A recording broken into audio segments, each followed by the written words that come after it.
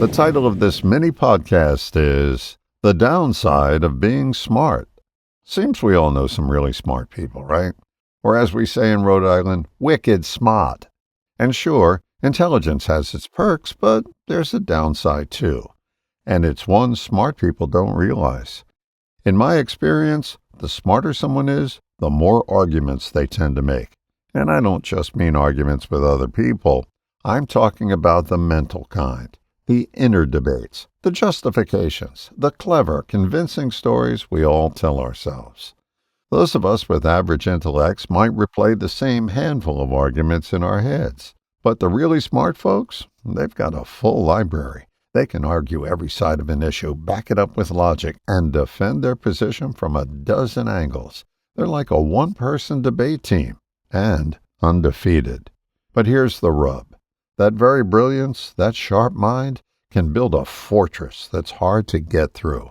I realized this during a conversation with my niece. I said to her, kind of off the cuff, I find that smarter people are harder to reach. And as soon as I said it, it hit me. It's true. Their intellect becomes a shield. They use logic like bricks and mortar, constructing walls of rationale that make real connections or change almost impossible. A line from the book Ishmael by Daniel Quinn came to mind. There is no argument powerful enough to end the argument. And wow, isn't that accurate? Especially for the smart ones. They've got too many counterpoints, too many escape routes. Logic can't get in. So what's the answer to this dilemma for smart people, and for the rest of us as well? It starts by noticing. Just notice the argument in your head and don't argue with it. When you just observe, but not engage, the volume starts to drop. You create space for something new to come through, something beyond logic, something that sounds a lot more like wisdom.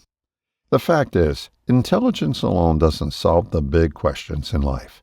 In fact, it can get in the way.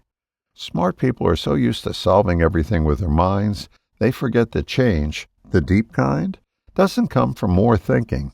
It comes from quiet, stillness, awareness. That's where wisdom lives. I'll leave you with one of the few Bible verses I actually know. Consider the lilies of the field, how they grow. They neither toil nor spin. Maybe it's time to stop spinning out rationale. Stop arguing with yourself. Give your mind a break from all that clever logic and just listen. You might be surprised what you hear in the silence.